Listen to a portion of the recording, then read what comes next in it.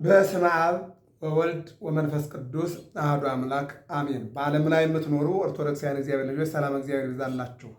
ጥቅምት 10 ቀን ላይ ደርሰናል። 2018 ዓመተ ምህረት ጥቅምት 10 ቀን ወር በገባ በ10 መስቀለ ኢየሱስ ትላለች ቅዱስ ቤተክርስቲያን። መስቀለ ኢየሱስ እንግዲህ ያው የተባለበት መጋቢት 10 ቀን መስቀሉ የጌታ መስቀል ተገኝቷልና ያው በተገኘበት በወር በ10 መስቀሉ ይታሰባል ማለት ነው። መስቀሉ እንግዲህ በኢትዮጵያ ኦርቶዶክስ ተዋሕዶ ቤተክርስቲያን መስቀል ኃይልነ፣ መስቀል ኃይላችን ነው። መስቀል ጽንዕነ፣ አጽናኛችን ነው። መስቀል ቤዛነ፣ ቤዛችን ነው። መስቀል መድኃኒተ ነፍስነ፣ መስቀል የነፍሳችን መዳኛ ነው። አይሁድ ክዱ፣ አይሁድ ካዱት፣ እንነሳ አመነ፣ እኛ ግን አመነ። በኃይለ መስቀሉ ድህነ፣ በመስቀሉ ኃይል ዳነ። ሁልጊዜ የምንጸልየው ጸሎት ነው። በዚህ ገላትያ 6:16 ላይ ከክርስቶስ መስቀል በስተቀር ትምክህት ከኔ ጋር ይራቅ ይላል ቅዱስ ጳውሎስ። መመካት ካለብኝ በክርስቶስ መስቀል ነው። ከዛ ውጭ ግን ትምክህት ከኔ ይራቅ አለ። በስልጣን፣ በገንዘብ፣ በጉልበት፣ በአንደበት መመካት ሁሉም ያልፋልና የማያልፈው ግን አድኖተ ዓለም የተፈጸመበት ይልቁንም ዓለም የዳነበት ጌታዬ ለእኔ ሲል ለዓለም ሲል ተሰቅሎ ዓለምን ያዳነበት ሥጋውን ቆርሶ ደሙን አፍስሶ ዓለምን ያዳነበት ያ መመኪያዬ እሱ ነው አለ። አንደኛ ቆሮንቶስ 1:18-19 ላይ ደግሞ ምን ይላል? የጌታ መስቀል ይላል፣ የመስቀሉ ቃል ይላል ምንድነው የሚለው? ለምናምን ለኛ ኃይላችን ነው፣ ለምናምን ለኛ መድኃኒታችን ነው፣ ለምናምን ለኛ መመኪያችን ነው። ላላመኑ ግን ምንድን ነው? ላላመኑትና ላላመኑ የሚገርም ነገር ነው። ለእነርሱ ግን ድካም ነው፣ ከንቱ ነው፣ ይልቁንም ደግሞ ሞኝነት ነው፣ ጅልነት ነው፣ ሞኝነት ነው። ላላመኑ ወይም ደግሞ አምነው ለማይቀበሉት መስቀሉን መስቀለ ክርስቶስን ሞኝነት ነው ይላል። ላመኑት ግን መድኃኒት ነው፣ መመኪያ ነው፣ ኃይል ነው የሚለን። ለምን ከተባለ እንደሚታወቀው የመጀመሪያው ሰው አዳም ነው። አዳም ከተፈጠረ በኋላ ወአንበሮ ውስተ ገነት፣ በገነት አስቀመጠው ይላል። ዝም ብሎ አላስቀመጠውም። 4 መሰረታዊ ስጦታዎችን ሰጥቶታል። ልብስ፣ ጸጋ እግዚአብሔር፣ ምግብ በገነት የሚበላ ማረፊያ፣ ገነት እንዲኖር ኦክስጅን አየር፣ እነዚህን ሰጥቶ በገነት አስቀመጠው። ከዚያ የሚበላውና የማይበላውን ለይቶ ነገረው፣ አስረዳው። ይህን ብላ ይህን አትብላ አለና ይህንን ብትበላው ትሞታለህ፣ እንዳትሞት ግን የሞት ሞት እንዳትሞት ይህንን የእግዚአብሔር የአምላክን ትእዛዝ ጠብቅ አለው። በ7ኛው ዓመት ግን እግዚአብሔር ያዘዘውን ትእዛዝ ጣሰ። በዚህ ምክንያት እንግዲህ ዲያብሎስ የሰው ልጅን ማረከው። አዳም በለስን ለበሰ፣ ሔዋን በለስን ለበሰች። እንደገና በዚህም አልተዋቸውም። አስቶ በለስ አስበልቶ ከእግዚአብሔር አጣልቶ አልተዋቸው። አዳም ገብሩ ለዲያብሎስ፣ ሔዋን አመቱ ለዲያብሎስ የሚል ጽሑፍ በዕብነ ሩካም ጻፈና ፈርሙ እዚህ ጋር አላቸው። አዳም የዲያብሎስ ባሪያ ነው፣ ሔዋን የዲያብሎስ አገልጋይ ናት ብላችሁ ከጨለማው ወደ ብርሃን እንዳወጣችሁ እንድቀንስላችሁ መከራ እንዲቀንስላችሁ ስመ ግብርናችሁን ጽፋችሁ ሰጦኛለና የሞት ሞት ማለት ነው። ጸጋም መገፈፍ ሞት ነው። ገነትን ማጣት ሞት ነው። እግዚአብሔርን ማጣት ሞት ነው። ቀጥሎ ደግሞ የሞት ሞት ደግሞ ሰው የእግዚአብሔር አገልጋይ ሆኖ ሳለ አዳም ገብሩ ለዲያብሎስ፣ አዳም የዲያብሎስ ባሪያ ነው፣ ሔዋን የዲያብሎስ አገልጋይ ናት ብላችሁ እግዚአብሔርን ክዳችሁ እኔን እመኑና ለእግዚአብሔር ሳይሆን ለእኔ ተገዙ፣ እኔን አምልኩ ብሎ በዚህ በዕንበበረድ የተጻፈ ጽሑፍ ላይ እንዲፈርሙ አደረጋቸው። ለዚህ ነው አባቶች ምን ይላሉ? ወረቀትና ሞኝና ወረቀት የያዘውን አያጠፋም አይረሳም ይለናል። ያ ነው እንግዲህ ቅዱስ ጳውሎስ ምን ይለናል?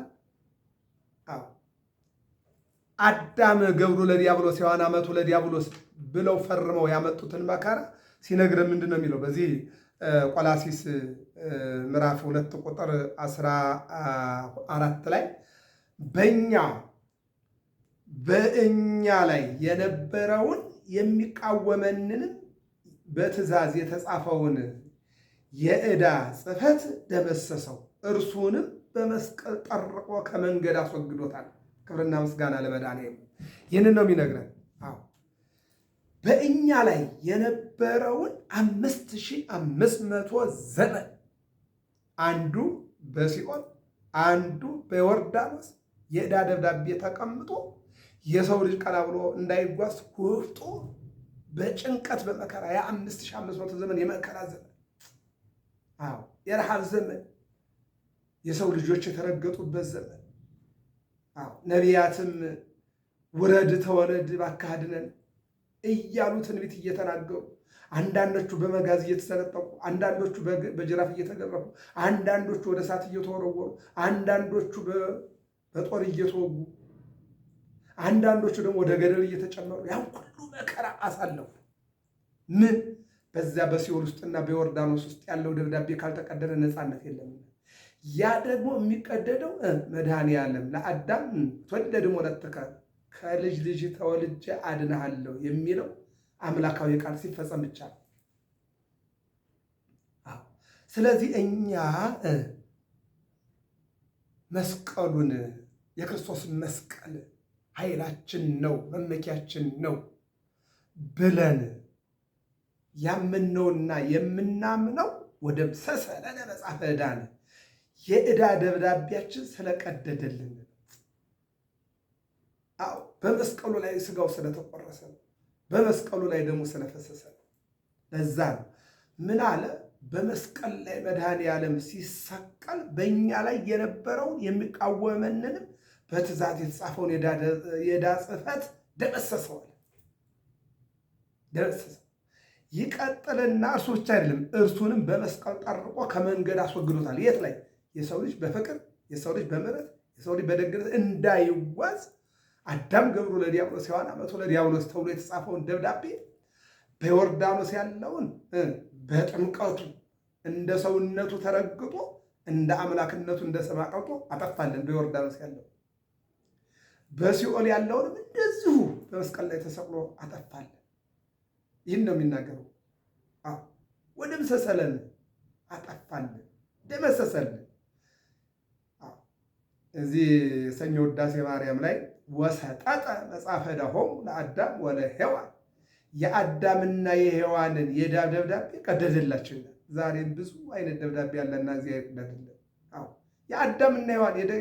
የአዳምና ሔዋን ማለት የዓለሙን ማለት ነው። የዓለሙን የዕዳ ደብዳቤ ቀደደው። ወሰጠጠ መጽሐፈ ዕዳሆሙ ለአዳም ወለሔዋን የአዳምና የሔዋንን የዕዳ ደብዳቤ ቀደደው። ይቀጥልና ምን ይላል? ወረሰዮሙ አጋዝያነ ነፃ አደረጋቸው። እግዚአብሔር አምላክ ነፃ ያደርገን። ዘተወልደ ለነ በሀገረ ዳዊት በዳዊት ከተማ በዳዊት ሀገር የተወለደው ኢየሱስ ክርስቶስ በሲኦል ውስጥ የነበረውን በመስቀል ላይ ተሰቅሎ በዮርዳኖስ የነበረውን በጥምቀቱ ደመሰሰልን። መድኃኒነ ኢየሱስ ክርስቶስ መድኃኒታችን ኢየሱስ ክርስቶስ 5500 ዘመን በኋላ ያን የዕዳ ደብዳቤ ደመሰሰው፣ አጠፋው ነው የሚለው። አያችሁ፣ የተጻፈ ነገር ሰነድ ካልጠፋ ካልተቀደደ ካልወጣ አስቸጋሪ። ይህን ውለታ ልንረሳው አይገባም። በማን ወትምክሕተ ዘመድነ የመመኪያችን ዘውድ በድንግል ማርያም አንድም ከድንግል ማርያም የተወለደው